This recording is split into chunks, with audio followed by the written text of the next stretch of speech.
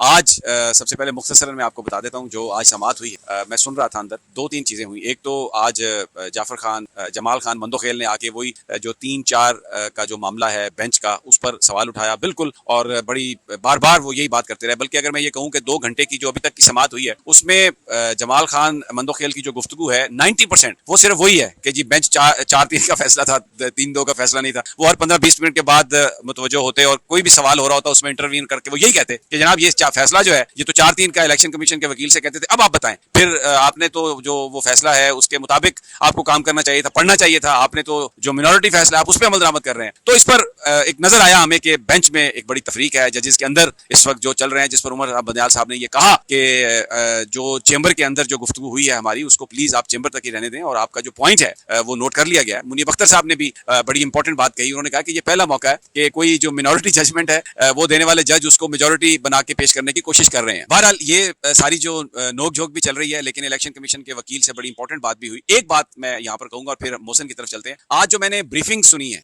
जो election commission ने बयान किए हैं उनके वकील ने, ISI ने क्या ब्रीफिंग दी, IB ने क्या ब्रीफिंग दी, स्पेशल ब्रांच ने क्या दी, और भी कोई अगर एजेंसी है उसने क्या ब्रीफिंग, उसको तो सुनकर ऐसा लग रहा है कि पाकिस्तान एक मुल्क नहीं है, कोई एक दहशतगर्दी का कोई अड्डा है।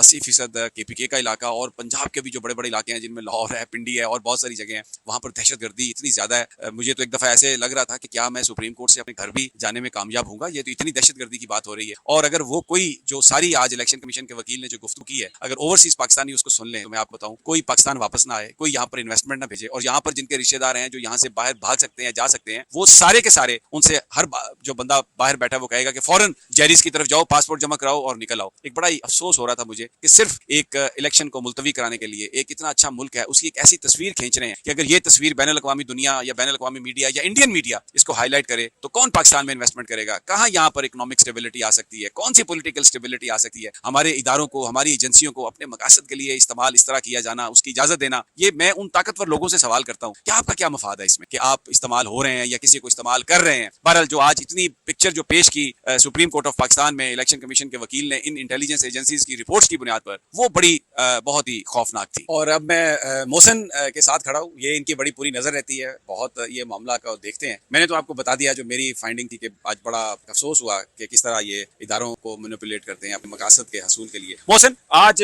जो भी इस वक्त हुआ सुप्रीम कोर्ट, क्या लगता है आप? देखिए, जो पहला सेशन था आप कहीं समाअत का है, जो बिल्कुल आगाज था जब जस्टिस जमाल मंदोखेल के रिमार्क सामने आए, तो ये बड़ा अनफॉर्चुनेट था। जो डिवीजन जजेस के दरमियान दिखाई जा रही थी एक पॉलिटिकल पार्टी की तरफ से मखसूस अंदाज में, उसको बहुत ज्यादा मैं ये कहूंगा कि आज उसको हेल्प मिली है। एक तो वो जो 2 जजेस का फैसला था उससे पहले, और फिर आज कोर्ट रूम के अंदर उन्होंने बाकायदा वक्त लेके ये कहा कि मैं वजाहत करना चाहता हूँ, और फिर उन्होंने भरपूर अंदाज से वजाहत की। आप भी कोर्ट रूम में मौजूद थे। एक तो ये एक बड़ा आज की समाअत का एक बड़ा इंपॉर्टेंट फेज ये था। दूसरा फेज इलेक्शन कमीशन के वकील के दलाइल थे, जिसके बाद बहुत सारे सहाफी आप समेत बाहर आए और इस परेशानी में थे कि हम घर कैसे जाएंगे। क्योंकि मैंने पूछा, मैं कोर्ट रूम बन के बाहर था उस वक्त, कुछ टिकट लिखवाने आया, तो मैं लोगों से पूछा कि खैरियत, कहते यार अंदर इलेक्शन कमीशन का वकील दलाइल दे रहा है और खौफ का समा है। अच्छा खैर, पहले वाले हिस्से पे दोबारा जाते हैं। देखें, ये 5-2, 3-2, 4-3 ये डिबेट जो है, अगर आप सुप्रीम कोर्ट ऑफ पाकिस्तान का ऑर्डर देखें उसमें तमाम 9 के 9 जजेस के दस्तखत मौजूद हैं कि बेंच दोबारा बनाया जाए। जब बेंच दोबारा बन जाता है तो फिर जाहिर है फैसला भी उसी, अगर 5 मेंबर बेंच है या 3 मेंबर बेंच है या 2 मेंबर है या जितने मेंबर भी है उसका, तो ये 5 मेंबर बेंच का 3-2 का फैसला था। फिर एक और इंपॉर्टेंट चीज बड़ी, देखिए चीफ जस्टिस ऑफ पाकिस्तान लिख रहे हैं कि ये फैसला बाय मेजॉरिटी ऑफ 3-2 है। अगर 4-3 वाला था तो कोई लिखता भी तो सही ना उधर से कि ये फैसला 4-3 से है। जब ये फैसला आया मैं तब की बात करूं, बाद में जब ये मामला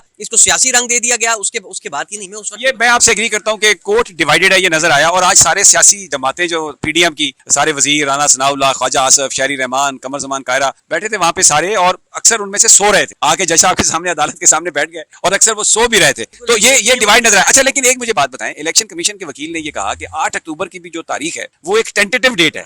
तो इसमें तो एक अदालत और सारे जो मौजूद थे वहां पे लोग वो हंस पड़े, और फारूक एच नायक को मैंने सुना बड़बड़ाते हुए जा रहे थे कि अब इसके बाद हम क्या आर्गुमेंट करें। देखिए, इलेक्शन कमीशन के वकील जाते जाते ये वाला तो सच बोल गए। देखिए 8 अक्टूबर की डेट जो है, ये भी नहीं है कि इलेक्शन 8 अक्टूबर को हो जाएगा। 8 अक्टूबर वाला आलम ये 2023 का 8 अक्टूबर है, 24 का, 25 का, 2050 का 8 अक्टूबर है। इस बारे में भी तो कोई इलेक्शन कमीशन के उस ऑर्डर में वजाहत के साथ तो नहीं है। बहरहाल बात ये है कि चीफ साहब के इस पर रिमार्क्स बड़े अहम थे कि हमें आपने बात हमारे साथ करनी है पक्की, और वो पक्की बात होगी। अच्छा, दूसरा एक और बात हुई कि ये जो सारी इंटेलिजेंस एजेंसीज की रिपोर्ट्स और फाइनेंस मिनिस्ट्री की तरफ से, वजारत दाखिला की तरफ से, ये जो सारा इंतहाई सेंसिटिव इंफॉर्मेशन जिसकी बुनियाद पर इलेक्शन कमीशन कहता है कि हमने ये फैसला किया, वो सदर पाकिस्तान से इन्होंने शेयर नहीं किया। और चीफ जस्टिस उमर बंदयाल ने वेरी राइटली ये पॉइंट आउट किया कि आपने ये सदर से इस पर क्यों बात नहीं की? बहुत इंपॉर्टेंट नुकता है कि एक तो जब सदर मुमलिकत के साथ आप तारीख के ऊपर सुप्रीम कोर्ट के हुक्म के मुताबिक आइन के तहत इलेक्शन डेट के ऊपर मुशावरत कर रहे थे, तो ये मामला वहां पर होना चाहिए था। लेकिन सदर मुमलिकत के साथ ये मुशावरत उस वक्त होनी चाहिए थी जब पोल डे फाइनल की जा रही थी सुप्रीम कोर्ट के हुक्म के मुताबिक। अच्छा, वहां पर अगर आपने नहीं की, चलें कोई बात नहीं, आपके पास बाद में इन्फॉर्मेशन आई, तो फिर आप सुप्रीम कोर्ट भी तो आ सकते थे। सुप्रीम कोर्ट के हुक्म के ऊपर आप सारा कुछ कर रहे थे, तो फिर आप सुप्रीम कोर्ट ऑफ पाकिस्तान आते, आप बताते कि हमें ये मुश्किलात हैं, हमारे पास फंड्स के मसाइल हैं, हमारे पास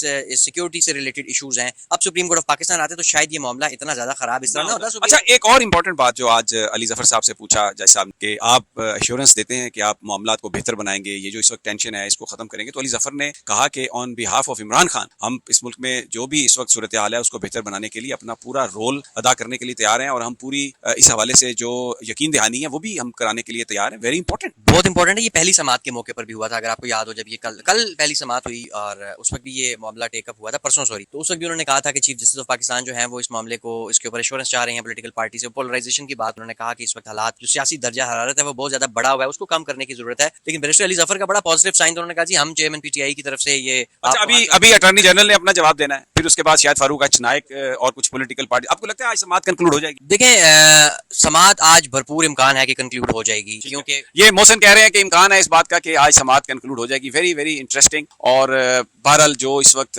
पॉलिटिक्स चल रही है वो हमें उसकी रिफ्लेक्शन सुप्रीम कोर्ट में नजर आ रही है, लेकिन अभी तक उमर अता बंदयाल साहब ने इंतहाई संजीदगी से, मतानत से इस मामले को वो लेके आगे चले हैं, बहुत ही रिस्ट्रेंट शो किया। और अब आज इख्तिताम पर दिन के हम आपको बताएंगे कि मुकम्मल जो हेयरिंग है उसका अहवाल क्या है।